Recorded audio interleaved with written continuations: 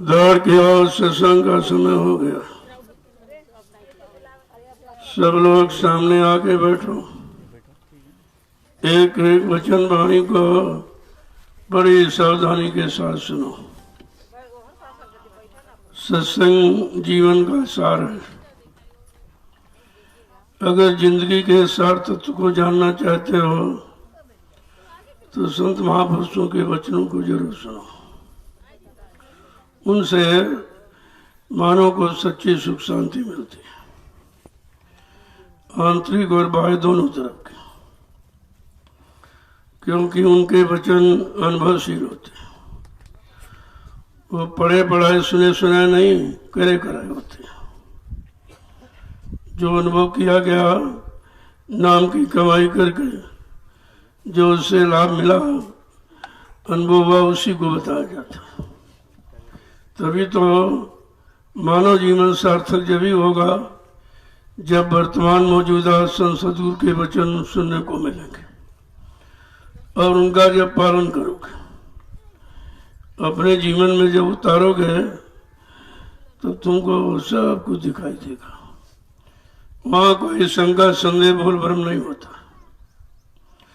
भूल भ्रम तो जब तक है जब तक आप करनी में नहीं उतरोगे, तब तक भूल भ्रम रहेगा। अनुभव ज्ञान की जननी है। जब अनुभव होगा वही सच्चा ज्ञान है। पढ़े पढ़ाए सुने सुनाए रटे रटाए का कोई ज्ञान नहीं, उसमें धोखा है, क्योंकि आपका किया हुआ नहीं। जब तक करोगे नहीं, करनी में नहीं उतारोगे, तब तक आपको विश्वास नहीं होगा। जीव को विश्वास जब भी होता है जब चीज सामने दिखने लगती है, अनुभव में आने लगती है और लाभ हानि सब दिखाई देने लगता है। वहां फिर कोई शंका नहीं रहती। चलो चलो जल्दी चलो।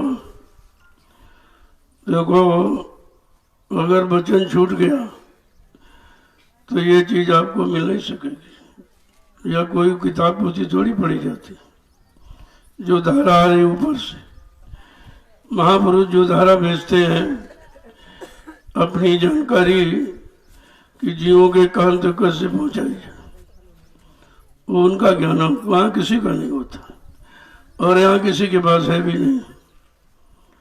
जय गुरुदेव, जय गुरुदेव, जय गुरुदेव, जय गुरुदेव। नाम किसका? जय गुरुदेव। नाम किसका? जय गुरुदेव। नाम किसका? प्रभु का प्यारा नाम। परमियो, नाम तो आधार है। आधार छूट जाएगा तो टिकना बड़ा मुश्किल होता है। इसीलिए संत महापुरुषों ने नाम का आधार रखा और जीवात्मा का भी आधार नाम ही है। जब नाम डोर शब्द डोर पकड़ा कर सारी जीवात्मा रूहों को, सुरतों को जब मृत लोक मंडल पर उतारा गया तो काल माया ने बड़ी होशियारी किया कि उसकी नाम डोर शब्द डोर छोड़ दी, उसको बेसहारा कर दिया। जब जीव बेसहारा हो जाता है तब फंस जाता है, फिर वहीं पर रहकर ही आगे चल नहीं पाता है। तो तुम्हारे साथ कितने बखेड़े लगे हुए, कैसे निकल सकते हो? बगैर समर्थ मालिक की दया के तो जीव निकल ही नहीं सकता। कितनी कोशिश कोई करे, कितना बल पौरुष बुद्धि लगा ले, लेकिन यहाँ से निकलना बहुत मुश्किल है। तभी तो जब संत महापुरुष आए तो उन्होंने बड़ी मेहनत की, बहुत परिश्रम जीवों के साथ किया, थक। अब यह है कि उनके परिश्रम को लोग समझ ही नहीं पाए। वो तो जानते नहीं परिश्रम किसे कहते हैं, किधर का परिश्रम कर रहे हैं, किधर ले जाने के लिए परिश्रम कर रहे हैं, छुटकारा दिलाने के लिए परिश्रम कर रहे हैं, मतलब ये तो जानकारी हुई नहीं। क्योंकि तुमने सत्संग वचनों को सुना ही नहीं और मन ने स्वीकार नहीं किया। तो ये कान तो सुनते रहते, अच्छा बुरा सब सुन लेते, लेकिन बात तो पकड़ की। जब तक मन वचनों को पकड़ेगा नहीं तब तक इधर से उधर वो मुड़ ही नहीं सकता, क्योंकि इधर फंसाव बहुत दिनों का है। कितने युग कल्प निकल गए, अब इतना जिसका लंबे समय का फंसाव हो तो मतलब थोड़े बहुत समय में निकल नहीं पाएगा। या तो उसको समृद्ध सहयोग मिल जाए, किसी की दया कृपा मेहरबानी बल पौरुष मिल जाए तब तो संभव है, अन्यथा अपने बल पौरुष से जीव कुछ नहीं कर सकता। जब सतयुग त्रेता के बड़े बड़े त्यागी तपस्वी ऋषि मुनि योगी ब्रह्मचारी नहीं निकल पाए मतलब है, तो ये कलयुग, हम सब कलयुग के कमजोर गंदे जीव कैसे निकल पाएंगे। हमें आपको तो उस मालिक की दया चाहिए, उसकी कृपा चाहिए, उसकी शक्ति बल पौरुष सब चाहिए। अब किसी की दया लेने के लिए उसके हुक्म आदेश का पालन करना पड़ता है। बगैर हुक्म आदेश के तो दया कोई कहीं से मिल ही नहीं सकती, क्योंकि दया ये मोल खरीदी नहीं जा सकती। ये संसार की सारी दौलत अगर आप चढ़ा दो तभी महापुरुषों की दया आपको मोल नहीं मिल सकती। वो तो उनकी कृपा पर निर्भर है, और कृपा कब होगी, जब हम हुक्म आदेश वचनों का पालन करेंगे। जय गुरुदेव। समृद्ध दाता दयालु पूज्य स्वामी जी महाराज, आज के इस नैमिषारण्य की तपोभूमि पर प्रातःकालीन लघु सत्संग में सम्मिलित होने वाले समस्त सत्संगी प्रेमी जनों, बड़े सौभाग्य का समय जीव का होता है जब ऐसा संस्कार बने, जब ऐसा योग बने कि महापुरुष मिल जाए, उनके वचन सुनने को मिल जाए और मन उनके वचनों को विश्वास के साथ पकड़ के चल पड़े, तब संभव होता है। लेकिन काल माया का इतना बखेड़ा है कि जीव बेचारा कैसे निकलेगा। उसने इतने बखेड़े खड़े किए हैं फंसाने के तरह तरह के। जैसे बच्चे को चुप रखने के लिए खिलौने पकड़ा दीजिए तो चुप हो जाता है, यद्यप खिलौना झूठा है नहीं उसमें कुछ, केवल फंसा सकता है। इसी तरह ये भोग छूट झूठे हैं लेकिन फंसा सकते हैं, और फंसा लिया है मन को। अब मन उन भोगों से निकल ही नहीं पा रहा, क्योंकि उसने और कुछ देखा नहीं उनके सिवा। जब कोई चीज शुरुआत में आपको दे दी जाए और शुरू से आखिर तक वही रहे तो ये होता बस उसके सिवा कुछ नहीं, यही सब कुछ। लेकिन जब जानकार मिलेंगे, उन्हीं जानकार को महापुरुष कहते हैं। जब वो मिल जाएंगे और इसके अतिरिक्त वो जानकारी देंगे जो सच्ची है, सतलोक सचखंड पहुंचाने वाली है, और वो जो युक्ति मिल जाएगी तब इधर झूठ दिखाई देने लगेगा। तब नफरत होती कि अरे हमको तो फंसा लिया गया, ये हमारी असलियत मतलब वास्तविकता ये नहीं है। लेकिन इतनी जल्दी इसको छोड़ना उधर पकड़ना दोनों मुश्किल है।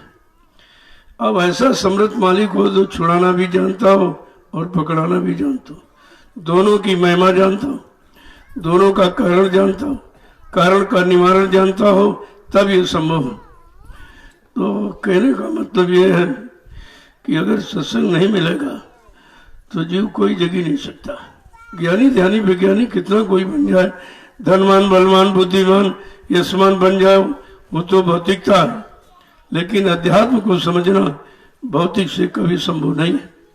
जब इसे छोड़ोगे तब उधर की तरफ मुड़ोगे, तब तुमको अपना अध्यात्म नजर आएगा कि हमारा अध्यात्म क्या है, हमारी वास्तविकता क्या है, हमारी सत्यता क्या है, हमारी रियलिटी क्या है। तब आपकी कहीं समझ में आएगा। इतना आसान नहीं जितना लोग समझते हैं। सुनने में तो आसान लगता है, लेकिन संत मत बहुत कठिन है। महापुरुषों ने इसीलिए कहा, ऐ कलयुग के जीवो संत मत खाने की धारा, चढ़े सूत्रे पारा। संत मत तलवार की धार है, जो चढ़ेगा वो घर पहुंचेगा, जो फिसल गया वो काल माया के देश में फंस जाएगा।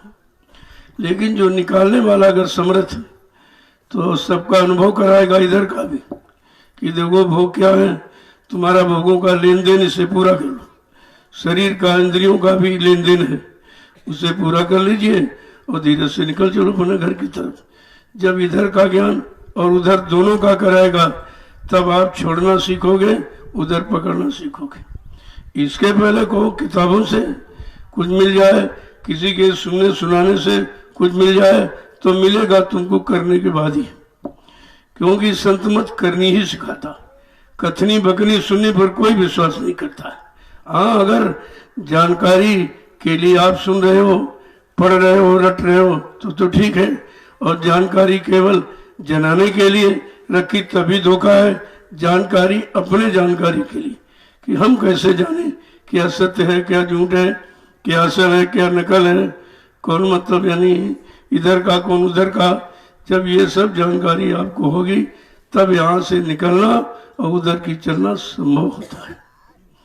अब ये बगैर महापुरुषों के तो कोई जानता नहीं है, और किसी ने जानकारी आपको दी भी नहीं।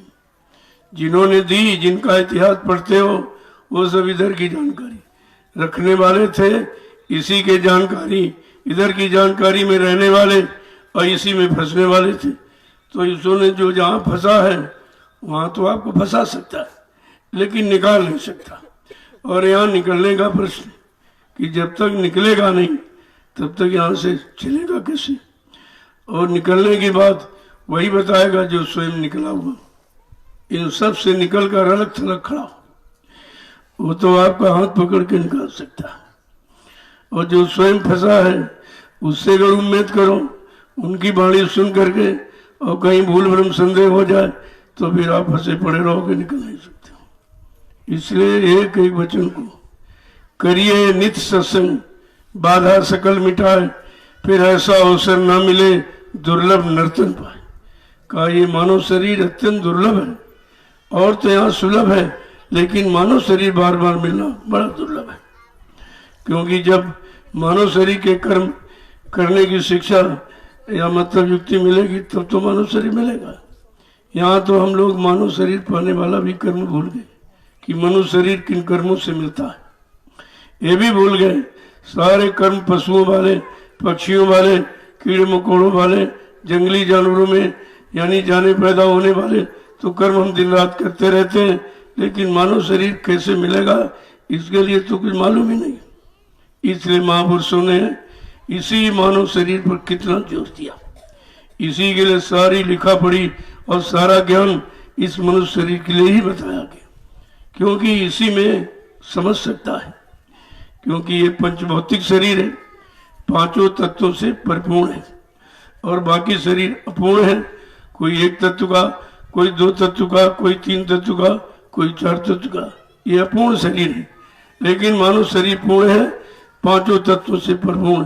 क्षिति जल पावक गगन समीरा, पंच तत्व या रचित शरीर, जल पृथ्वी अग्नि वायु आकाश, पांच मसालों को मिलाकर विचित्र कारीगरी से परमात्मा ने अपने हाथ से इस मनुष्य मंदिर को बनाया और इसी में अपनी चेतन मूर्ति जीवात्मा को बैठा दिया। ये सच्चा है, बाकी सब झूठे। कहीं चले जाओ आप, कहीं पत्थर में, कागज में, पानी में, तीरथ में, मूर्त में, कहीं आप चले जाइए तो चेतन नहीं मिलेगा। चेतन माने बताने वाला, तुम्हें सुलझाने वाला और बताने वाला और रास्ते का सही ज्ञान कराने वाला कोई नहीं मिलेगा। तुम्हारी वहाँ आस्था है, लेकिन उसमें तुम्हारे लिए कोई आस्था नहीं, कोई आस्था नहीं, तुम्हारे लिए कोई रास्ता भी वहाँ नहीं। वहाँ रास्ते का ज्ञान नहीं है, वहाँ तो केवल आओ जाओ और पड़े रहो, फंसे रहो, करते रहो, मिलेगा कुछ नहीं, जीवन निकल जाएगा व्यर्थ में। यही सब करते रहे, कितने युग निकल गए, बेचारे यही नहीं समझ पाए हैं कि हमारा चेतन काम करेगा कि जड़ काम करेगा, मुर्दा काम करेगा कि जिंदा काम करेगा। अगर इतनी जानकारी होती कि हमारी जीवात्मा तो चेतन है, और जब तक चेतन नाम जीवात्मा को नहीं मिलेगा, क्योंकि चेतन नाम ही जीवात्मा का सहारा है, वही आधार है। और वो महापुरुषों के सिवा कोई दे नहीं सकता। सुना तो कोई सकता, पढ़ लिया, रट लिया, सुन लिया तो सुना देगा, लेकिन दे नहीं सकता। देने और सुनाने में यही फर्क है। और यही पर जीव भूल भ्रम में चला गया कि सुनाने वाले तो मौत मिले, लेकिन देने वाला कोई नहीं मिला। और कभी आया तो उसको हम आप समझी नहीं पाए, क्योंकि देने वाला कभी आया नहीं था। जितने आए सब सुनाने, पढ़ाने वाले और समझाने वाले, ये तो मतलब यानी मनोरंजन करने वाले, ये तो आए, लेकिन देने वाला कोई आया। और जब आया तो हम लोग समझ नहीं पाए, क्योंकि देने वाला कभी आया होता, उसका कोई इतिहास, उसकी कोई जानकारी, कोई परिचय मिला होता तो हम फट से उसको पहचान लेते कि यही देने वाला, यही हमारे लिए आया, हमारी जीवात्मा के कल्याण के लिए आया, काल माया के देश में कर्मों के जाल से हम सब फंसे जीवों को निकालने के लिए आया। तो ये तो पहली बात तो आया नहीं। इसीलिए कहा जब जब संत जगत में आवे, खोज भाग उनके ढिंग जाओ, हाजिर रहो गिरो चरणों में, करो बंदगी निज दिन लाए। ऐसा करोगे तो उनकी दया पाने के मदकारी बन सकते हैं। वैसे तो आप नहीं ले सकते उनसे, कोई रुपया पैसा सामान देकर के नहीं मिलेगा। वो तो कहते प्रेम से प्रकट हुए मैं जाना। कहा प्रेम से तो मैं जहां चाहो वहां बुला लो, आ जाऊंगा, लेकिन रुपये पैसे धन दौलत सामान से मैं आने वाला नहीं हूं। कितना सस्ता अपना तरीका बना कि सौदा कठिन है लेकिन सस्ता है अगर प्रेम सीख जाओ। और जो प्रेम था वो सब भोगों में आपने खत्म कर दिया। इधर तो प्रेम रहा नहीं। तभी कहा कि प्रेम यहाँ कहीं नहीं, जहाँ तुम ढूंढते हो यहाँ कहीं नहीं, न बगीचे में है और न बाजारों में है। प्रेम कहाँ मिलता है? संतों के पास। संतों के पास खजाना है, प्रेमी दीवाना होता है। जब प्रेम खजाना मिलता है तो प्रेमी दीवाना होता है। ये प्रेम के खजाने हैं महापुरुष। ये प्रेम के सिवा और कुछ जानते ही नहीं। प्रेमी जीवों से करते हैं और प्रेमी सिखाते हैं। और जब प्रेम आपने नासवान जड़ वस्तुओं से कर लिया तो प्रेम आपका खत्म हो गया। अब जब किया था इसलिए कि शायद कुछ मिलेगा, तो मिला मिला कुछ नहीं, जो था वो भी चला गया, वो भी आपने खो दिया। किस लिए? कि पहचान नहीं थी कि ये कहाँ रहता प्रेम। प्रेम न उपजे बाबरी, प्रेम न हाट बिका है। कहीं किसी कैरी में, किसी बाजार में प्रेम नहीं मिलता है, और ये कहीं बिक्री भी इसकी नहीं होती, और किसी के पास है भी नहीं। कहा वो तो संतों के पास खजाना। कहते रामकृष्ण संतों पर दुनिया जपती है, श्री राम कृष्ण हनुमान जी के। देखो जिनका यहाँ पर नाम है, जिनकी यहाँ पर पूजा कीर्ति यश गाथा, वो भी कहाँ घुस चुके? कल संतों में चुके गए, उनके चरणों में गिर गए और झुक गए तो उनकी दया मिल गई। अब दया मिल गई तो उनकी तो आज पूजा हो रही। लेकिन तुमने नहीं सोच पाया कि इनकी पूजा किसकी दया से हो रही, किस पर किसने इन पर दया की जो ये पूजा के काबिल बन गए और हैं भी नहीं और शरीर भी नहीं, और शरीर गए यहाँ से लाखों वर्ष हो गए फिर भी पूजा हो रही। तो इनको ये चीज कहाँ से मिल गई? मूलक कहा संतों के पास के जाना। तो मतलब कहा संत महापुरुष जब मिल जाएंगे वो प्रेम की बख्शीश, प्रेम की खैरात आपको मुफ्त में देते, उसका कोई मोल नहीं होता है। और तुमने जहाँ प्रेम किया वहाँ मोल चुकाया, वो मूल चुकाया तो प्रेम की पराकाष्ठा आपने खत्म कर दी। जब प्रेम की पराकाष्ठा खत्म हो गई तो आपको फिर मिलेगा क्या? एक एक वचन को जब बड़ी गहराई के साथ गंभीरता में लेकर के जब सोचोगे, समझोगे, विचारोगे, फिर करोगे, तब कुछ प्राप्त हो सकेगा। यहाँ सब पढ़ने पढ़ाने का विषय है। मतलब यानी अक्षर विद्या के सिवा तो सत्य परा विद्या, तो सत्य ज्ञान तो बताया नहीं गया, क्योंकि सत्य ज्ञान यहाँ कहीं है ही नहीं। वो तो जब संत महापुरुष आए उन्होंने सत्य की धारा प्रवाहित की, और सत्य की धारा जब तक नहीं मिलेगी तो जीवात्मा बेचारी चली नहीं सकती, क्यों? उसका आधार शब्द ही, और हमारा आपका आधार मन का, और मन का आधार है अक्षर।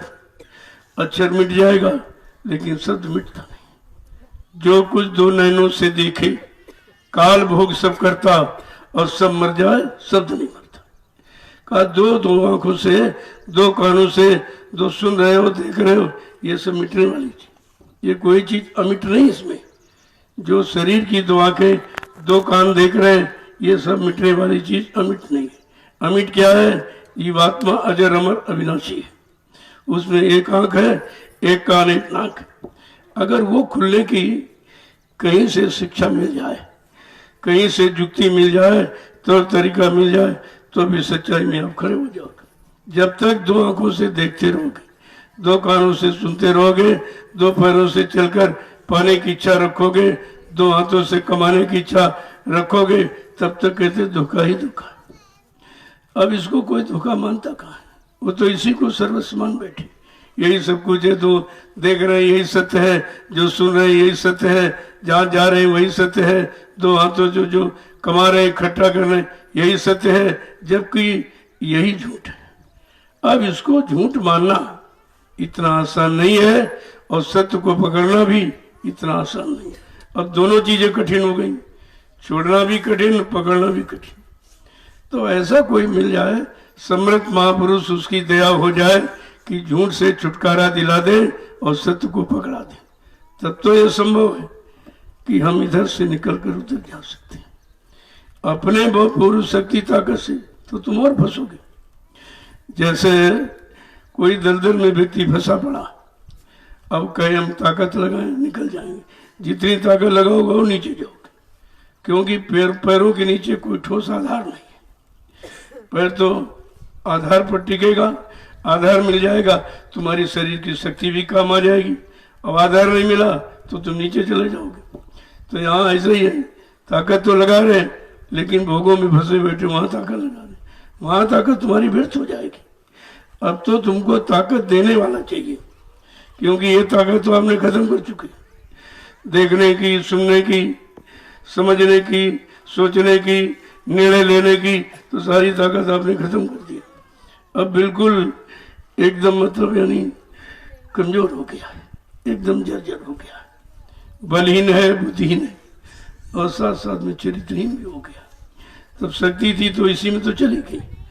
अब जब आपको सत्संग मिलेगा, सत्संग वचनों को जब सुनोगे, तब तुम्हारी समझ में आएगा कि हमारे पास कुछ नहीं रहा, कुछ भी नहीं रहा। हम सोचते थे मकान बना लिया, जमीन खरीद ली, मतलब नौकरी कर ली, व्यापार कर लिया, पैसा इकट्ठा कर लिया, बाल बच्चे पैदा कर लिए, करे तो धोखा हो गया। ये तो धोखा हो गया। जहाँ सोचते थे वहां तो सब चला गया, और चला जा रहा, क्योंकि अब भी रुकने की सोच नहीं पा रहे कि हमको रुकना है कि नहीं रुकना है, चले जा रहे हैं रफ्तार से। अब ये रोकने की बात, ये ब्रेक कौन लगाएगा? कौन तुम्हें रोकेगा कि कहाँ जा रहे हो, किधर जा रहे हो? वहाँ कुछ नहीं है, वहाँ तुम्हारा सर्वस्व नुकसान होने वाला है, वहाँ मिलने वाला कुछ नहीं। कहते महापुरुष शब्द की रोक लगाते, शब्द के द्वारा रुकावट पैदा करते। जब शब्द मिलेगा तब धीरे से आप रुक जाओ। जैसे आप कहीं जा रहे हो और भटक गए हो, अगर कोई मिल जाए और ये कह दे कहाँ जा रहे हो, तुम उल्टे जा रहे हो, उधर तुम यानी मंजिल नहीं तुम्हारी है, उधर तुम दूरी बना रहे हो, इधर चलो, इधर नजदीकी, अगर ये शब्द मिल जाएगा फौरन रुक जाओगे, दिशा बदल जाएगी, दिशा बदल जाएगी, अपने घर पहुंच जाओगे। बस करना तो इतना ही कि हमको दिशा बदलनी है, कि हमारा मन, हमारा तन, हमारी इंद्रियां, हमारा सोच किधर की तरफ लिए जा रहा है। जब तक इस पर विचार नहीं करोगे तो तुम कोई अच्छी बात सोच ही नहीं सकते। और ये विचार कौन पैदा करेगा? संत महापुरुषों की वाणी, उनके वचन, जिसको आप सत्संग कहते हो, ये दिशा बदल देंगे, ये विचार बदल देंगे, तुम्हारी करनी और भरनी सब ठीक कर देंगे। लेकिन जब इन वचनों को तुम पकड़ना सीखोगे, केवल अभी सुनना सीख लिया और सुन करके दूसरों को बताने लगे, अरे तुमने जब कुछ पाया नहीं है, कुछ किया नहीं है, अनुभव में ही नहीं, तो तुम्हारा बताना तो झूठा ही है। बिना देखे बिना पाए बताना झूठ, और सुनने वाला भी बेचारा झूठे पड़ जाएगा। तुमने अपना भी नुकसान किया और जितनों को सुना है उनका भी नुकसान किया, ये अपराध और आपने किया। तभी महापुरुषों ने कहा जब तक कमाई न कर ली, कमाई करके कुछ इकट्ठा हो जाए तुम्हारे से ज्यादा, तो महापुरुष की दया हो जाए, आदेश तो बांट देना। ऐसे नहीं, अभी तुम्हारे भर का नहीं इकट्ठा कि तुम अपनी ही करनी बना लो, इतना भी आपके पास, हमारे आपके पास कुछ है ही नहीं। अभी तो केवल वचनों को सुना, सुनने का अहंकार है, सुनने का लोग अहंकार ले बैठे, और रटने पढ़ने का अहंकार का यही पोथी और पत्रा, यही तुमको कितने पीछे लिए जा रहे हैं।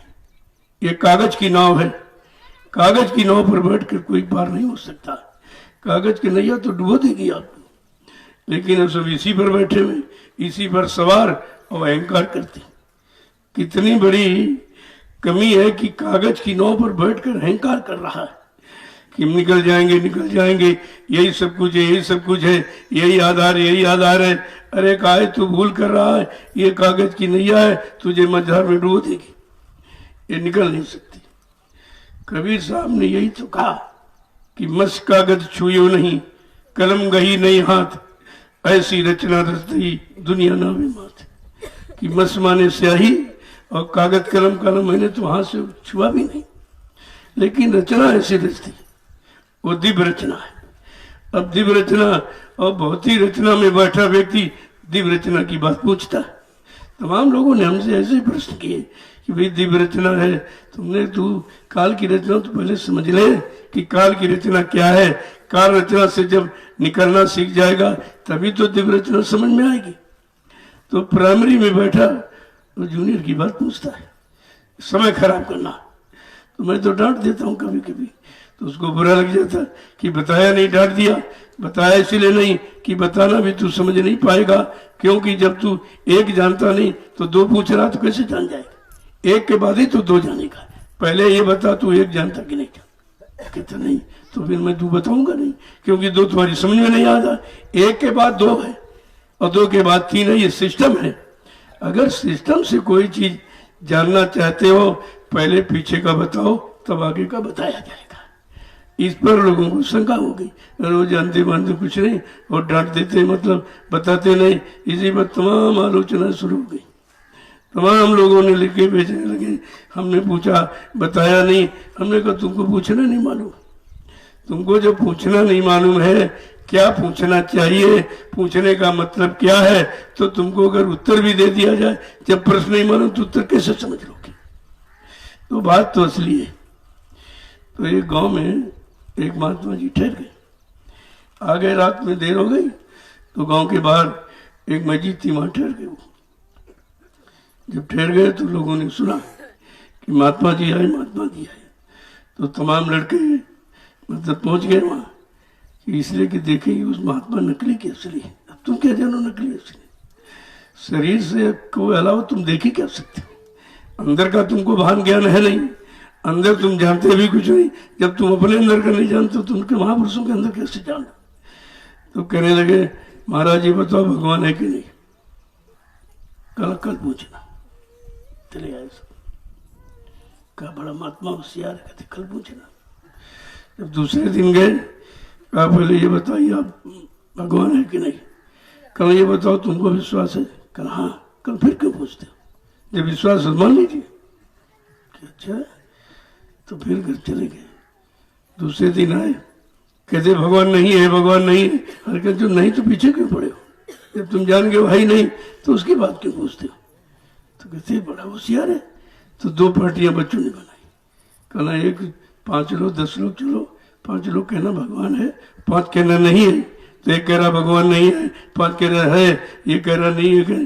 कह रहे भाई चुप चुप, जो कहते हैं कि भगवान है ये जानते हैं, और जो कहते नहीं है ये नहीं जानते। तो जानने वाले इनको बता दे, हमारी क्या जरूरत है। कहने का मतलब है तुम ऐसे प्रश्न करते हो जो तुमको मालूम भी नहीं, और उनके पास सब चीजें, सब चीज बैठी, लेकिन वो सब चीज तुमको दी कैसे जाए जब तुम जानते ही नहीं हो।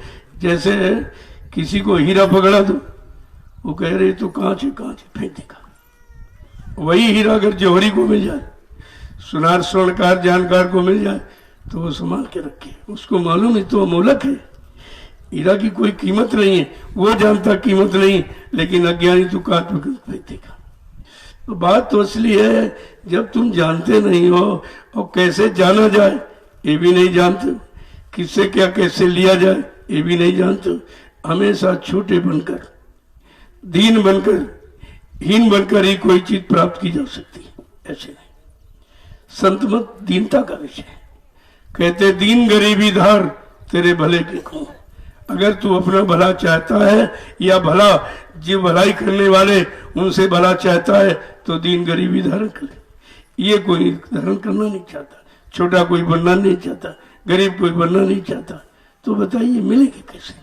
और संत मत ऐसे मिलने वाला है नहीं। कहते दीन बन जाओ तो मैं दयालु, तुम दीन बन जाओ मैं दयालु बनकर तुम्हारी मदद कर दूंगा, और तुम गरीब बन जाओ मैं गरीब निवाज बनकर तुम्हारी मदद कर दूंगा। जब ये वादा है और यहाँ दीन कोई बनना नहीं, छोटा बनना नहीं चाहता कोई, और गरीब भी कोई नहीं, यहाँ दरबार में आते यहाँ नहीं गरीब बनते, अमीर बनना चाहते, ये दे दीजिए ये दे दीजिए ये दे दीजिए। जब पूछा जो तुम्हारे पास उससे सुखी हो, कहते नहीं, तो फिर और क्यों मांगे? जैसे एक फोड़ा हो जाए तो रात नींद मुश्किल कर देता, तुम जो 2-4 फोड़े मांग रहे हो तो तुम्हारा जीवन ही बेकार हो जाएगा। लेकिन इस बात को समझता नहीं, कहो तो मानता भी नहीं और जानता नहीं।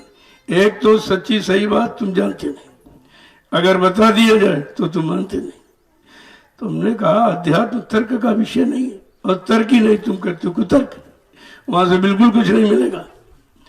तो जब तक सत्संग नहीं सुनोगे और सत्संग वचनों को अपने जीवन में नहीं उतारोगे और उससे जब तक मिलने वाला लाभ प्राप्त नहीं करोगे तब तक विश्वास ही आपको नहीं होगा। और बिन विश्वास न कोनो सिद्धि, और बिना विश्वास के कोई काम सिद्ध नहीं होता है। तो पूछने के पहले ये तुम समझ लो कि तुम जानते हो कि नहीं जानते हो। जो पूछने जा रहे हो उसके पीछे का मालूम है कि नहीं मालूम। जब तक पीछे का नहीं मालूम तो आगे बात कैसे समझ लो? क्या सुन के समझ लोगे? तो ये सब परीक्षा लेने के चक्कर में थे। अरे तुम अभी परीक्षा देने के काबिल नहीं, तुम लेने काबिल कैसे होगे?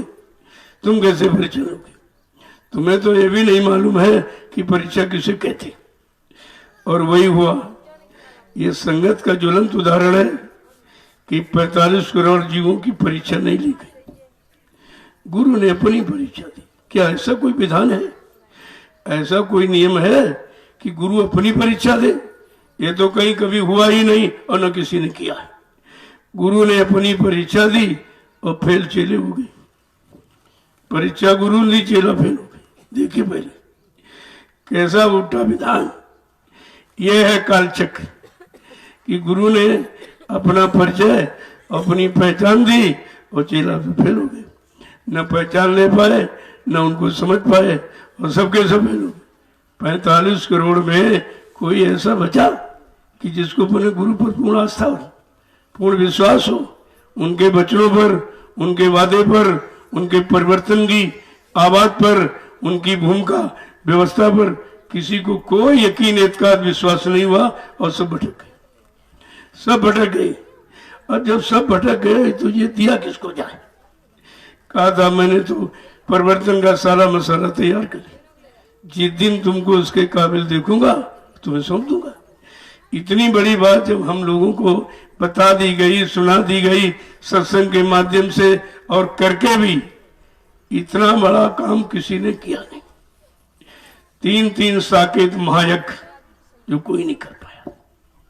अरे संसार को पहले संसारी से समझ लेते कि संसार में शरीर से ये काम नहीं कोई कर पाया, और जो आत्मा काम का करने आए कितना महान होगा। कितने यज्ञ, 3 साकेत महायज्ञ। कहा बच्चा अभी चौथा यज्ञ बाकी। कहा वो चौथा साकेत महायज्ञ सतयुग आगमन का होगा। सतयुग आगमन का वो यज्ञ बाकी।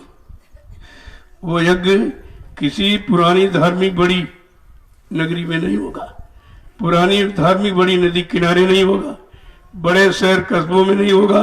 एक बियाबान जंगल में एक छोटी सी नदी होगी। उस जंगल में 10 करोड़ प्रेमी इकट्ठा हो। चौथे यज्ञ में संख्या भी बता दी गई कि 10 करोड़ प्रेमी इकट्ठा होंगे, और चेला है 45 करोड़। तो 10 ही करोड़ क्यों बताया कि 10 करोड़ ही चौथे यज्ञ तक रुक पाएंगे? स्वार्थी लोभी लालची शरण छोड़ के भाग जाएंगे, वो दिखाई नहीं देंगे। वो भी रिजल्ट आउट पहले कर दिया, और अभी यज्ञ तो बहुत दूर है तो नजदीक, लेकिन जब हम अभी उस तरफ देख ही नहीं पा रहे, उसे सुन के समझ नहीं पा रहे, करने के लिए सामर्थ्य शक्ति जुटा नहीं पा रहे, तो वो तो बहुत दूर अभी है। लेकिन परिचय आपको दे दिया गया। शायद कोई ये कहे कि चौथा यज्ञ हम कर देंगे, करके दिखा दे कोई। पहली बात तो अपनी सिक्रेसी कोई आउट नहीं करता, अपनी वास्तविकता कोई नहीं बताता। उन्होंने तो बता दिया, कहा भाई अगर कोई कर सकता हो या करने के लायक अपने आप को समझता हो तो करके दिखा दे चौथे यज्ञ, तो उसको मान लिया जाएगा। तो जब चौथे यज्ञ की बात आपको बताई गई और चौथा यज्ञ भी हुआ नहीं और तुम कहते हो कराने वाला चला गया, तो ये बताओ चौथा यज्ञ करेगा कौन? ये किसकी बस की बात है? ये काम, यज्ञ का मतलब समझते हो? संपूर्ण दुखों की आहुति, संपूर्ण कष्टों की आहुति, संपूर्ण यानी बीमारी महामारी और सबकी आहुति जो डाल करके सब खत्म करा दे, वो यज्ञ कहलाता है। तुम यज्ञ का मतलब ही नहीं समझते भी लोग, वो सामग्री को जलाना फूकना के समझते कहा ये नहीं। अभी एक छोटा सा नमूना कि लोग कैसे समझेंगे यज्ञ का, तो आपको यहाँ पर दिया गया था। अभी 1 साल हो रहा है, तो कर्म प्रायश्चित महामानव कल्याणकारी यज्ञ। तो मैंने पूछा भी ये नाम सुना आपने? कहते नहीं सुना। कल कहीं पढ़ा? कहते नहीं पढ़ा। तो ये कल्याणकारी यज्ञ महामानव कर्म प्रायश्चित, जब तक कर्मों का प्रायश्चित नहीं होगा या कर्मों का प्रायश्चित जो कराना नहीं जानता, तब तक यज्ञ संपूर्ण नहीं हो सकता। उस यज्ञ से कोई लाभ दिला ही नहीं सकता। तो एक शब्द आपके सामने उच्चारण किया गया था, कर्म प्रायश्चित महामानव कल्याणकारी यज्ञ, और आपने किया, यही किया इसी भूमि पर। तो ये यज्ञ का परिचय था, यज्ञ नहीं था। आगे आने वाला वो चौथा यज्ञ कैसा होगा, तो लोगों को थोड़ा बहुत विश्वास हो जाए और समझ ले, तो उस समय तक टिके रहे कि चलो बाबा जी का चौथा यज्ञ देखेंगे कैसे करेंगे। अगर यही धारणा बना लो कि सतयुग आगमन का यज्ञ देखेंगे, तो कम से कम सतयुग वाले कर्म तो करो, तब तो आप रह पाओगे, तो जिंदा नहीं रह पाओगे। देखोगे क्या? जब सतयुग साकेत महायज्ञ आपको देखना है, तो फिर कलयुग की विचारधारा और कलयुग का खान पान और कलयुग के दूषित कर्म आपको छोड़ने पड़ेंगे, तब आप सतयुग साकेत महायज्ञ देख सकोगे। ये भी बात समझ में नहीं आई। हो गया, देख लिया, शामिल हो गए, लेकिन बात अभी तक समझ में नहीं आई। अभी तक वही समझ में नहीं आई कि सतयुग साकेत महायज्ञ कैसा होगा। उसका एक छोटा सा नमूना आपके सामने रख दिया गया कि कर्म प्रायश्चित, जब तक किए गए कर्मों का प्रायश्चित नहीं करोगे, केवल मन ऐसे वाणी से नहीं, मनसा वाचा कर्मणा, तीनों तरीके से जो भी गंदे और अशुद्ध और पाप कर्म हो गए, जब तक इनका प्रायश्चित करने का मतलब कि अबलो नसानी अब न, ये संकल्प लेना पड़ेगा, तब प्रायश्चित आपका माना जाएगा। ऐसे कहते ठीक है अब नहीं करेंगे, फिर कहते हो अब चलो नहीं करेंगे, फिर वही काम रोज वही, यानी संकल्प, और रोज करते हो रोज भूल जाते हो। जब तो एक छोटा सा संकल्प नहीं ले पाए भोगों से हटने का और रोज करते हो और रोज उसी में मतलब यानी, तो ये झूठे तो वादा करते हो, ये झूठा संकल्प आपका। कहते नहीं, ये दृढ़ संकल्प करो कि अबलो नसानी अब न नसाई, जो भी समय घड़ी हमारी बेकार चली गई संसार में, संसार के भोगों को प्राप्त करने में, कहा वो तो करके देख लिया, मिला कुछ नहीं। अब हम संकल्प लेते हैं, अब हम सतगुरु के वचनों को सुनेंगे, उनके अनुसार अपने जीवन को निकालेंगे और देखेंगे कि भाई इनकी व्यवस्था क्या है। तो कहा कि अब लो नसानी अब न नसानी, ये संकल्प ले लो तो आपका काम शुरू हो जाएगा। और संकल्प आपका झूठा रहता कि कहते नहीं करेंगे, फिर वही, फिर नहीं करेंगे, फिर वही, क्योंकि आदत तुमको घसीट के ले जाती है। जैसे शराब पीने वाला, क्या शराब उसको बुलाती है? क्या ठेका शराब ठेका बुलाता है या बेचने वाला बुलाता है? तुम्हारी आदत जो बन गई जैसे वो समय आया तो फट से आदत तुमको समय घसीट के वहीं ले जाती, वहीं पहुंचा देती। फिर पिए, फिर गिरे नाली में, फिर सोच रहे अब नहीं करेंगे, अब नहीं करेंगे, और फिर वो जैसे आदत आई घड़ी, और फिर आपको घसीट के लोगे। रोज आप कहते हो और रोज करते हो, ना तुम कहना सीख पाए हो और न करना समझ पाए हो, तो फिर काम कैसे होगा? ये तो काम ऐसे थोड़ी होने वाला। इसलिए ये तो मदरा बड़ी कठिन है। कबीर साहब ने तो बहुत स्पष्ट कहा, इतना स्पष्ट तो किसी ने कहा नहीं। उन्होंने कहा और नशा खाए चढ़े तिरिया चितवत चढ़ जाए, फिर ज्ञान ध्यान बैराग को जड़ा मूल देखा। कहा वहां ज्ञान ध्यान बैराग कुछ नहीं काम करेगा, ये नशा ऐसा चढ़ जाएगा कर, तो फिर उतरता नहीं है, बड़ा मुश्किल हो जाता है।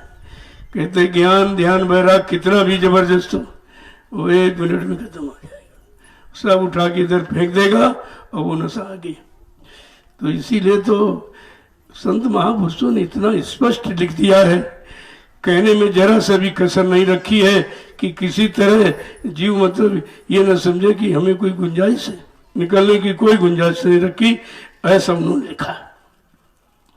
तभी कहा कि नशे के बारे में पूरी जानकारी थी, पूरी, कि बिच्छू के पीठी में से, कहा बिच्छू के पीठ में डंक होता है, वहां जहर है, वहां जहर है, और केहर के नख में बसे, सिंह के नाखून में मार दे आदमी मर जाएगा, और आई गई और मुख में, और सांप के मुख में। कहा ये तो जहर है, और कहते नारी के सब अंग, कोई अंग ऐसा नहीं स्पर्श करते तुरंत जहर चढ़ जाता है। इतना संत महापुरुषों ने स्पष्ट लिखा है कि तुम कैसे बचोगे, कैसे बचोगे? नारी की छाई पड़े अंधे होए भुजंग, और कहो कबीर कैसे निभे जो नित नारी के संग, उनका क्या होगा? अगर काला नाक और रजस्वला, मतलब जब मासिक धर्म में हो, अगर काले नाक पर उसकी छाया पड़ जाए तो अंधा हो जाता। ये तो नित्य रहे, इनका क्या होगा? कितना साफ लिखा महापुरुषों ने, इतना इशारा किया है कि जिसकी कोई हद नहीं। और कहा जो साधक बनना चाहता है या साधना करना चाहता है तो उसके लिए स्पष्ट कर दिया, जदब मात भगनी सुता तमुन बैठो पास, और प्रबला है इंद्रियां करो न मन विश्वास। कहा तुम्हारी सगी माँ बहन बेटी बहू क्यों ना, एकांत में कभी मिलने बैठने की कोशिश मत करो, ये शैतान मन पता नहीं कब धोखा देते, इसका कभी विश्वास मत करना, असली दुश्मन तुम्हारे पास बैठा हुआ और 24 घंटे इसी घात में रहता, कैसे गिरा दे, कैसे डिगा दे, कैसे बर्बाद कर दे, इसी चक्कर में रहता, और तुम उसी के वसीभूत हो, उसी का कहना मानते हो। मने का कहना मानते मानते कितना समय, कितने युग कल्प निकल गए, अभी तक निकल नहीं पाए हो। तब कहते कि मन के कहे चलो मत कोई, और सतगुरु कहे करो तुम सोई। अब वो काम करो जो सतगुरु कहे। सतगुरु माने समय का सच्चा गुरु, जीवात्मा को जगाने वाला, परमात्मा से मिलाने वाला, पाप कर्मों में माफी दिलाने वाला, काल माया के कर्मों के जाल से निकालकर घर पहुंचाने वाला, उसको कहते सतगुरु। वो कोई दाढ़ी बाल का नाम सतगुरु नहीं होता। अब तो तमाम जिसको देखो नाम के आगे सतगुरु लिख रहा, कोई संत लिख रहा है, कोई महाराज सरकार, ये सब। और 80 में सूचना आपको दी थी, बाबा जी ने 80 में क्या कहा, हम लोगों को सब सुनाया गया, बताया गया, समझाया गया, रटाया गया कि अगर कोई अपने नाम के आगे संत लिख रहा हो, सतगुरु लिख रहा हो, भगवान लिख रहा हो, सरकार लिख रहा हो, महाराज लिख रहा हो, कहा मैं उनसे प्रार्थना करता हूं कि ये कोई लिखावट बनावट नहीं है, ये कोई डिग्री डिप्लोमा नहीं जो कॉलेज यूनिवर्सिटियां दे देगी। अगर तुम नहीं माने तो एक दिन तुमको जेल का दरवाजा देखना पड़ेगा। कितने पहुंच गए और कितने भी पहुंच जाएंगे, देखते रहिए आप, कितने पहुंच जाएंगे, क्योंकि असली सदगुरु कौन, ये तो वक्त समय बताएगा। और आपको पहचान पूरी दी गई, ऐसा नहीं है, लेकिन कभी कहा नहीं कि मैं सदगुरु। जब सम्राट मालिक ने नहीं कहा तो हम लोग कैसे कहते हैं कि हम गुरु बन जाएं, हम जय गुरुदेव बन जाएं? ये कैसे कह दिया जाएगा? ये कोई नहीं कर सकता। और ये सब झूठा प्रचार कहते हैं। वो कह रहे हैं अपने को जय गुरुदेव कह रहे हैं अपने को गुरु जी। मैंने कहा मैं तो मन से ऐलान करता हूँ और 8 साल मन से ऐलान किया, न मैं गुरु जी बनता, न स्वामी जी बनता, न संत महात्मा फकीर बनता। अरे हमने को बनने की क्या जरूरत? ये कोई बनने बनाने का विषय, ये तो करने का विषय। अगर करनी तुम्हारी सिद्ध न हुई तो बनने वाले भी क्या जवाब देंगे? क्या जवाब देंगे? तो ये मंच बनने बनाने का नहीं, करने कराने का। यहाँ तो जो आदेश मिला है, जो हुक्म मिला, उसका पालन हो रहा है और वही आपको सुनाया बताया जा रहा कि भाई चलो हम भी पालन कर रहे, आप भी पालन करिए। हम भी गुरु आदेश मान रहे, आप भी गुरु आदेश मानिए। तो इसमें कौन सी बनावट की बात कही? लेकिन जब लोगों की समझ नहीं आ रहा, क्योंकि ये भी काम किसी के बस का नहीं, कर तो कोई सकता नहीं, बगैर स्वार्थ के कोई कदम नहीं चला सकता। और यहाँ स्वार्थ का नामो निशान भी नहीं है। मैंने कभी किसी ने नहीं कहा हमको 1 रुपया दे दीजिए, कभी नहीं, न पहले न आज। क्योंकि ये संत मत भिखारी का मत नहीं, ये सहनसा का मत है। चाह गई चिंता मिठी मनवा बेपरवाह, जिनको कछु न चाहिए वो सहन के साथ, जिनको कुछ नहीं चाहिए वो बादशाहों के बादशाह होते। बात तो उनकी है। और यहाँ कोई कैसे बन जाएगा? कितनी बार आपको बाबा जी ने कहा, सत्संग में सुनाया, कहा बच्चा हम तो बाबा जी रह गए, लोग तुमको जय गुरुदेव कह रहे हैं, तुम तो जय गुरुदेव हो गए। है भाई जय गुरुदेव, बाबा जी कहाँ है? जय गुरुदेव, बाबा जी का कार्यक्रम कहाँ है? कहा तुमको लोग जय गुरुदेव कहने लगे। अरे ये उनको दिखाई दे रहा, जय गुरुदेव नाम का प्रचार करने वाले को लोग जय गुरुदेव ही कह देंगे।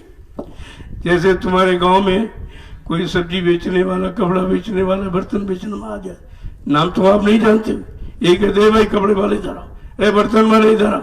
क्योंकि जिस नाम का वो प्रचार कर रहा है उसी नाम से उसको पुकारा जाता है, वो है नहीं। तो बात तो इसलिए है, जब ये कहा भाई हम जय गुरुदेव नाम का प्रचार करते हैं, हमको जय गुरुदेव नाम प्रचार करने के लिए बताया गया कि सबको बता दो। क्यों? जन जन की जबान पर जब जय गुरुदेव नाम आएगा, सच्ची स्वतंत्रता का मानो तब आनंद उठाएगा। तब तक किसी को लाभ मिलने वाला है ही नहीं जब तक जय गुरुदेव नाम जन जन के मुंह से उच्चारण नहीं होगा। तो कितना बड़ा काम आपको दिया गया, उस काम से तो फुर्सत नहीं, तो वे मतलब के कामों में लग गए। नशा चढ़ गया तो फौरन मतलब यानी चिल्लाने लगे, हम ये करें हम ये करें। अरे हमने कहा भाई बड़े बने 3 मार सही, जितने बड़े मरे बने सब मारे गए, सब मारे गए। जितने राजे महाराजे बादशाह, जितने जमींदार आज भी नरकों में पड़े जम की जूतियां खा रहे हैं, कोई बचाने वाला नहीं है। क्योंकि बचने बचाने का रास्ता उनको नहीं मिला। इसी तप से राज और राज से नरका। जब तपस्या की तो राज राजा बन गए, जब भोग किया तो नरक में चले गए। तो इसीलिए महापुरुषों ने तो विधान ही बदल दिया, कहा भोग तुम्हारे शरीर का लेन देन कर्जा तो धीरे से अदा करा दिया जाए। तभी कहा एक परिवार से, एक पति से, एक पत्नी से जोड़ दिया गया। ऐसे तुम्हारा मन पता नहीं किनको देख के खराब होता, कितना पाप आप कर डालते। जिस नारी को देखते उसी के प्रति भाव बनता तो कितने पाप तुम कर डालते केवल दृश्य से। तो तुम्हारा बचा दिया गया, एक के साथ बांध दिया गया, और बांधा जाए उसी के साथ जिसके साथ लेन देन है। तो धीरे से कर्जा चुकाओ, अपनी तैयारी करो। नहीं कर्जा अगर रह गया तो फिर आना पड़ेगा, वो आने नहीं देगा, फौरन रोकेगा, गेट पर खड़ा है, नहीं नहीं तुम्हारा ये कर्जा, ये शरीर का कर्जा ये बाकी है, इसको पहले पूरा कीजिए, एक इसको पूरा कीजिए। तो कहते हैं कि धर्मराज दरबार में सबका झारा ली, सबकी तलाशी लेता है। जब यहाँ से चलोगे, अरे भाई कोई कर्जा तो नहीं रह गया? कल नहीं नहीं भाई भी कर्जा तुम्हारा रह गया। कर्जा रह गया कि तुमने शरीर से बेटा नहीं पैदा किया, तुम्हारे बाप ने तुम्हें पैदा किया, ये बाप का कर्जा। माँ ने पैदा किया, माँ का कर्जा। बेटा और बेटी माँ बाप का कर्जा, पहले इसको चुकाओ, कर्जा निकल जाएगा। घाट जगाती क्या करे जब सर्वयोजन हो। जब तुम्हारे पर कोई कर्जा ही नहीं रहा तो रोकने वाला कैसे रोक सकता है? महापुरुष इसीलिए गृहस्थ आश्रम में सबको रहने की शिक्षा देते हैं, इसके बाहर नहीं कोई। क्योंकि अगर साधु बन गए तो स्वप्न में परमात्मा नहीं मिलेगा, स्वप्न में। क्योंकि साधु तो बन गए, साधुता है नहीं। जिसको देखा वो ये स्त्री बन जाए हमारी, ये स्त्री बन जाए, ये भी भाई कितने पाप तुम कर डालोगे जिंदगी में। और एक से बनने के बाद वो पाप वृत्ति समाप्त हो जाती है। एक में रहो, अपने में रहो। एक नारी सदा ब्रह्मचारी और एक पति सती, उसको माना जाता है। क्या संत महापुरुषों के बेटे नहीं हुए? क्योंकि बेटा अगर नहीं है तो दूसरा यहाँ काम करने वाला कौन बनेगा? वो अपना कोई ना कोई रूप तद्रूप छोड़ देते हैं, उसके द्वारा काम। कबीर साहब का बेटा नहीं था, कमार और कमाली एक लड़का था, उन्हीं के द्वारा उनका इतिहास चला भाई। इसीलिए लोग कहते हैं ये प्रॉपर्टी, जमीन, मकान ये कौन लेगा? कोई है ही नहीं, कोई है ही नहीं कहा, तो ये संपत्ति बेकार हो जाएगी। तो कहते कि इसीलिए संत महापुरुष घर गृहस्थी में आए, कोई एक आध व्यक्ति में, वो भी प्रमाण देने के लिए रहता है। एक प्रमाण देने के लिए कोई एक आध, बाकी सब गृहस्थी में आते हैं और गृहस्थी धर्म का निभाते पूरा, और निभा करके और पूरा सबको प्रमाण प्रस्तुत करते कि तो घर गृहस्थी में रहकर उसका कर्जा अदा हो गया और मालिक को भी प्राप्त कर लिया। तुलाराम जी बनिया थे, पूरे संत थे, लेकिन अपना जाति कर्म नहीं छोड़ा। वो दुकान चलाते थे तो लोगों की बड़ी शोहरत फैल गई। जो कोई जाता था सौदा देते थे, फिर सत्संग सुनाते थे।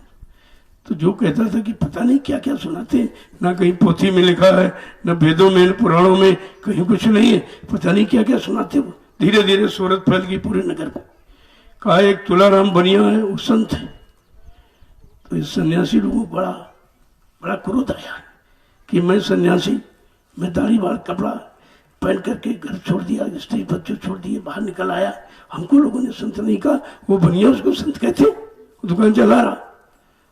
तो धीरे धीरे पता लगाने के देखे भाई कहाँ है। तो सन्यासी जी चले पता लगाने, पूछा भाई तुलाराम तुलाराम, लोगों ने कहा उस गली में बैठे, चले जाओ। जब उसी गली में गए तो सबसे पूछे, उनको तो मालूम नहीं। तो अगर सन्यासी होते तो तुम पहचान लेते, तुम सन्यासी भी कहा। अगर सारी आशाएं और कामनाएं वासनाएं अगर सुनसान हो गई होती तो तुम तुलाराम को पहचान लेते देखते ही। अब वो कोई अंदर का सन्यासी था नहीं तो बाहर का था। तो तुलाराम जी से पूछ रहे, भाई तुलाराम किसका नाम है? कल बैठो, बैठाला तो जलपान कराया। कल आप पूछिए, कल अरे जल्दी करो, तुम तो हमें रोक रहे हो, हम तो हमको तुलाराम से मिलना है। कल हमको ही लोग तुलाराम कहते। तो कहते यही तुमको तुलाराम कहते, तू तो तरह भी तोला कर तभी तुलाराम कहते। तो मतलब बड़ी शंका उसको और देख करके, ये कैसे संत हो गया। तो उन्होंने सोचा कि इसको समझाएंगे तो ये मानेगा नहीं और समझ में आएगा नहीं, क्योंकि वो है नहीं। अगर ये संत हो तो संत की बात समझ लेगा। और ये सन्यासी में नहीं, कोई आशा भी इसकी गई नहीं। आशा इच्छा तो इसको क्रोध यहाँ तक ले आई है कि देखें वो संत कैसे। तो उन्होंने करनी का इसको दिखा दे प्रैक्टिकल। उन्होंने अपने जो सेवादार थे, सामान निकालने वाले, उनसे कहा जरा तिल और जौ निकालो। तो तिल जो आया तो वो सन्यासी कह रहे हैं ये तो मृतक सामान है, इनके पास कोई खबर नहीं, चिट्ठी नहीं, ये मृतक सामान क्यों इकट्ठा करें। फिर कहा ऐसा करो 5 मेवा निकालो, फिर कहा घी निकालो, फिर कहा जाओ बनिया की दुकान पर से कफन ले आओ। अब जब कफन आया तो और शंका, एकदम शंका में डूब गया, ये क्या कर रहे हैं, ये क्या, कोई चिट्ठी नहीं, कोई खबर नहीं, ये मृतक सामान इकट्ठा करा रहे हैं। इसके बाद कहा कि हरा बांस काट के ले आओ। जब वहां से कहा इसकी तिथि बनाओ, सब सामान इकट्ठा कर लिया। तब घर से खबर आई कि आपका बड़ा लड़का छत पर से गिर के मर गया। अब वो सन्यासी कह रहे हैं देखिए, तो कह रहा कि जब आप सब जानते थे तो बचाया क्यों नहीं। कहना नहीं, ये काम नहीं, वो काल की व्यवस्था है, शरीर काल का है, यहाँ सबका समय निश्चित है, चाहे बेटा मुझे बेटी हूँ, ये काम नहीं, जीवात्मा के समान। तो जब खबर आई तो बड़ी जोर हंसे तुलाराम, कहना बड़ा अच्छा हुआ सामने ही चला गया। और उसको आश्चर्य हुआ कि बेटा की मौत सुनकर तो आदमी रो पड़ता है, चिल्लाता, ये हंस रहे कहते यही संत है जो सबके अंत में बैठा, जन्म और मृत्यु सबके अंत में बैठा, भोग भोग सबके अंत में बैठा, उसी को संत कहते हैं। उन्होंने उसको दिखा दिया और तुरंत वो सन्यासी उनके चरणों में गिर पड़ा। कहा जा जा ले, ये नामदान दे दिया। कहा जा भजन कर, जा घर गृहस्थी में जा, पहले अपनी औरत के पैर छूना कि हमने बड़ा अपराध किया है, हमने तुमको बहुत दंड दिया है, हमने जो वादा किया उसको निभाया नहीं है, जा घर गृहस्थी में रहना। पर बता दिया कि ये तुमको काम करना है, तो जंगल और गृहस्थी से क्या, भजन तुम सब जगह कर सकते हो और रास्ता है भजन का। वो जंगल पहाड़ों के अंदरों की बात नहीं है, वो तो घर में ही कर सकते हो। अब ये है कि घर गृहस्थी बड़ा कौन जंगल है। घर गृहस्थी जैसे कांटे कोई नहीं है चारों तरफ, कहीं कोई मार रहा, कहीं कुछ मांग रहा, ये दे दीजिए, ये बता दीजिए, ये व्यवस्था करो, ये व्यवस्था करो। कहा गृह कारज नाना जंजाला, इतने जंजाल हैं, अगर घर गृहस्थी में रहकर तुम 10 मिनट भी देते हो, तुम्हारा पूरा मान लिया जाएगा कि सारे संघर्षों को और सारे कर्मों का की अदायगी करते हुए तुमने फिर भी मालिक को याद किया। इसलिए घर गृहस्थी आश्रम सबसे बड़ा आश्रम माना जाता। अब उसकी जब बात लोग जानते नहीं तो बेचारे क्या समझे, क्या जाने इस चीज को। गृहस्थी किसे कहते? गृहस्थी जो तुम्हारे इस हस्ती को गिराने में मदद करे वो गृहस्थी है, गिराने में मदद करे वो गृहस्थी है। तुम्हें चारों तरफ से रोक लेगी, व्यभिचार कुपचार से रोक लेगी, क्योंकि आपको एक खूंटे में बांध दिया गया। एक नारी सदा ब्रह्मचारी, एक पति सती, उसी का इतिहास है। उनका इतिहास लोग पढ़ते हैं और उनकी पूजा करते हैं। तो कहा ये संत मत के सिवा ये रास्ता किसी को मालूम ही नहीं कैसे तय किया जाए। अब ये 88,000 ऋषियों की तपोभूमि में कुछ नहीं पाए बेचारे, 1000 वर्ष तपस्या कर मर के चले गए।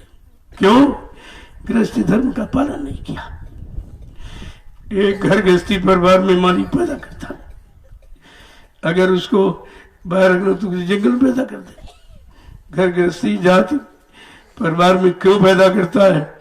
उस परिवार जाति घर में तुम्हारा लेन देन है, इसलिए एक गृहस्थी परिवार में पैदा कर दिया।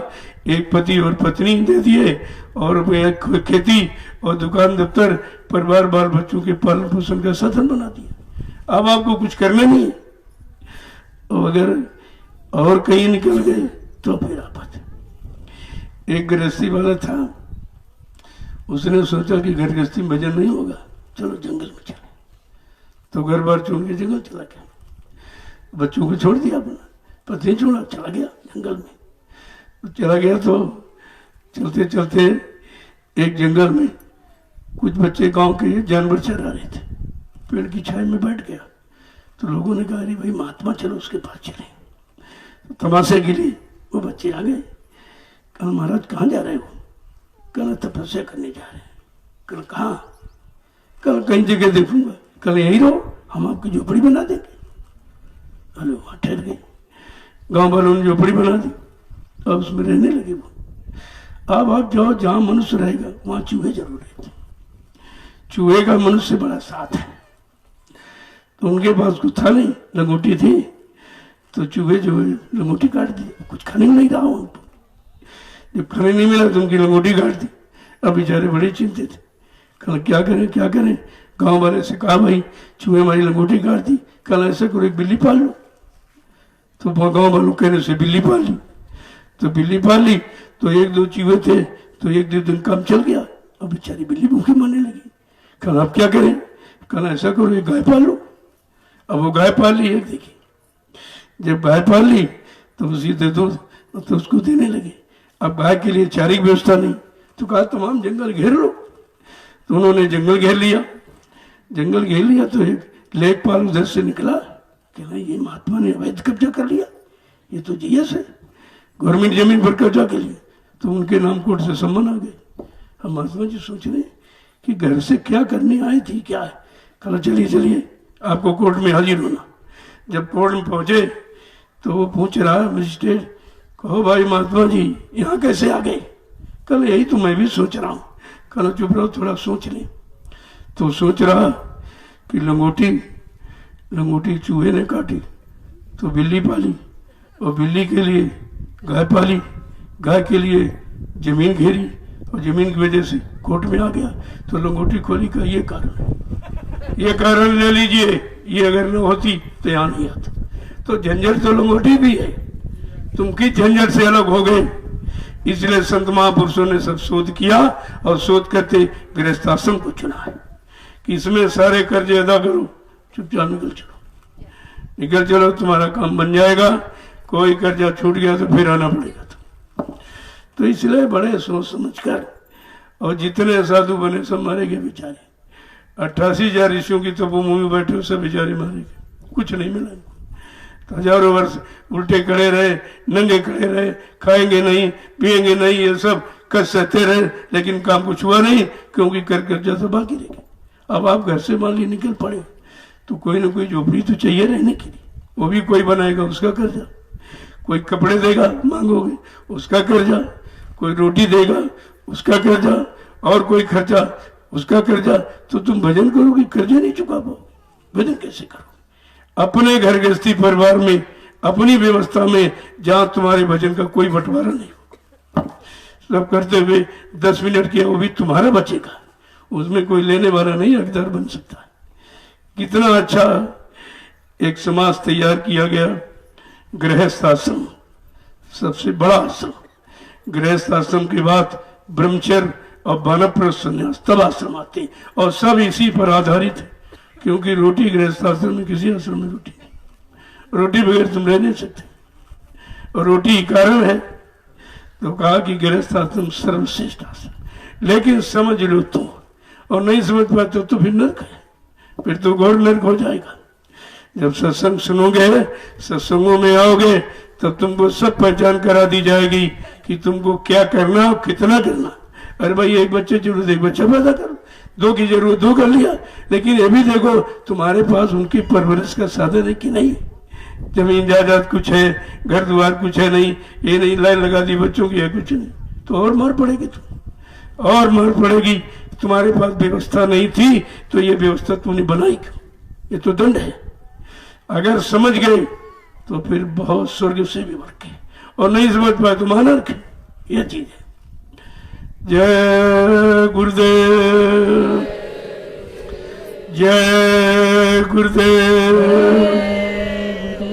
इसलिए जितने संत महापुरुष सब गृहस्थाश्रम में, क्या मीरा से जो भाई गृहस्थाश्रम में नहीं थे, वो भी पूरा निभाया। सब निभाने के बाद फिर कहा जब काम हो गया तो अब क्या जरूरत है, तब ये। लेकिन घर वाले कहाँ छोड़ेंगे, कहते अरे भाई तू तो रानी है, तू जहाँ जाएगी लोग क्या कहेंगे, हमारी बदनामी होगी, हमारा ये होगा वो होगा, तो बड़ा उसे तंग करने लगे। लेकिन उसने कहा गृहस्थ आश्रम धर्म का पालन हो गया, अब हमारे यहाँ रहने का मतलब क्या है, अब अपने हम वानप्रस्थ संन्यास की तरफ चले, क्योंकि सारे आश्रम पढ़ चुके थे, जानकारी कर ली। तो कहने का मतलब ये है कि जब जानकारी हो जाए तब तो आप बना सकते हो, अज्ञानता में कुछ नहीं कर सकते। और सत्संग ज्ञान कराता है, अज्ञानता को भगाता है, ज्ञान को लाता है। जब ज्ञान हो जाएगा, कहीं रहो कोई तकलीफ नहीं। परेशानी तो तुम्हारे मन की है, अगर मन को कोई चीज न मिली तो परेशान रहोगे तुम। और मन सब कुछ चाहता है, बीवी भी चाहता है, बच्चे भी चाहता है, पति भी चाहता है, घर भी चाहता है, रोटी भी चाहता है, धन दौलत सब चाहता है, तो कहाँ से आएगा। ये तो गृहस्थ आश्रम में ही संभव, और किसी आश्रम में संभव ही नहीं। इसलिए संत महापुरुषों ने 4 आश्रमों में गृहस्थ आश्रम चुना है।